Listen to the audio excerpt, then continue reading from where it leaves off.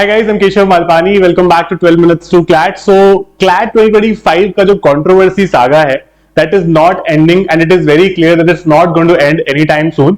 A new petition was filed in the Delhi High Court, ये सबको पता है, जहां पर दिल्ली हाई कोर्ट ने कहा था कि दो क्वेश्चंस को रिवाइज करना पड़ेगा, दो आंसर्स क्लियरली गलत हैं.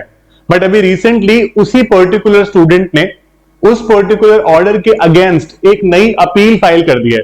तो मैं उसके बारे में आपको थोड़ा सा बताऊंगा and we have a very good chance कि आपका जो 26 दिसंबर को फर्स्ट लिस्ट आ रहा था that can be delayed up to 10 days now. ठीक है, 7 से 10 दिन वो आराम से डिले हो सकता है. तो वो न्यू ईयर की स्टार्टिंग के फर्स्ट या सेकंड वीक में ही अब आएगा, उससे पहले आना बहुत डिफिकल्ट है बिकॉज ये जो अपील है इसको सुना जाएगा ऑन 24 दिसंबर.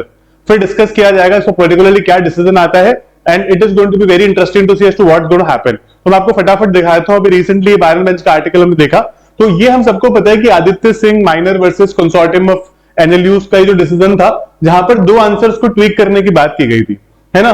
तो अभी इसके अगेंस्ट एक अपील फाइल कर दी गई है. अपील मतलब you could say the petitioner और mister Aditya Singh is not happy with the decision of the Delhi high court here. उनका ये कहना है कि जब मैंने पिटिशन फाइल की थी तो मैंने 5 क्वेश्चंस की बात की थी, आपने सिर्फ 2 ही क्वेश्चंस पर डिसीजन दिया है, तो बाकी के 3 क्वेश्चंस का क्या. ठीक है, so that is what he is saying and that's really you could say कह सकते हो courageous move on his part and very smart move as well. तो उन्होंने बोला कि जो 20 दिसंबर की वर्डिक्ट है वहां पर there were 2 questions that were tweaked. Set A के हिसाब से बोल रहा हूं, क्वेश्चन 14, क्वेश्चन 100, जिसको सुप्रीम कोर्ट ने किया कि हाँ भाई C you could say appealed option C is correct which was also the view of the expert committee. तो कुछ क्वेश्चंस थे जहां पर उन्होंने कहा था कि यार ये जो पर्टिकुलर क्वेश्चन है ये एरोनियस है ना. तो उनको चेंज करने की बात सुप्रीम कोर्ट ने कही थी और क्लैट कंसोर्टियम का भी आप सब लोगों के पास एक ईमेल आया होगा, जो भी लोग काउंसलिंग के पार्ट हैं, कि हम लोग थोड़ा सा डिले कर सकते हैं. तो वो था इस पर्टिकुलर पिटिशन के बेसिस पर. बट अब इस पिटिशन की एक अपील फाइल कर दी गई है जहां पर उन्होंने बहुत क्लियरली कहा है दैट सिंगल जज have applied the standard experience of the candidates of CLAT 2025. तो उन्होंने क्या कहा है कि उन्होंने ना they have said they should have applied. मतलब उन्होंने ये बोला है कि आपको ना ऐसा नहीं आप कर सकते कि भाई जो आपको किसी लॉयर ने आके बोल दिया है ना, सुप्रीम कोर्ट के किसी जज ने आके, आपको हाई कोर्ट के जज ने आके कि या हाई कोर्ट के किसी लॉयर ने आके कि ये particular you could say point से आंसर बन सकता है तो आप वो लगा दोगे. You have to keep in mind the thinking of a CLAT aspirant, an aspirant who is a 12th graduate student, right. तो आपको उसकी बात समझनी पड़ेगी, राइट. आपको समझना पड़ेगा कि वो क्या कहना चाह रहा है यहाँ पे. तो यहाँ पर उन्होंने बोला कि not the standard of legal knowledge and skill exhibited by the learned senior council for the respondents. उन्होंने बहुत क्लियरली कहा कि जो कंसोर्टियम के लॉयर हैं इनके जो स्टैंडर्ड है उसको नहीं मैच करके आपको डिसीजन दे सकते.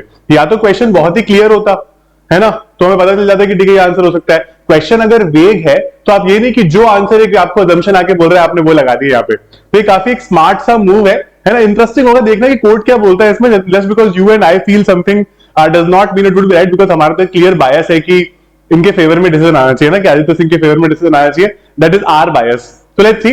तो यहां पर जो उन्होंने बहुत क्लियरली कहा कि मैंने 67 और 68 ये 3 क्वेश्चंस और बोले थे जहां पर ब्लेटेंट मिस्टेक्स है that affect the integrity of the entire examination process. Court ने पहले भी ये कहा था कि अगर कोई भी क्वेश्चन को क्लियरली एरोनियस माना जाता है तो इसका मतलब ये नहीं है कि वो पर्टिकुलर जो कुछ जिसने पिटीशन फाइल करी सिर्फ उसी का चेंज होगा, because everybody was disadvantage because of such questions. वो फिर सबका चेंज होगा.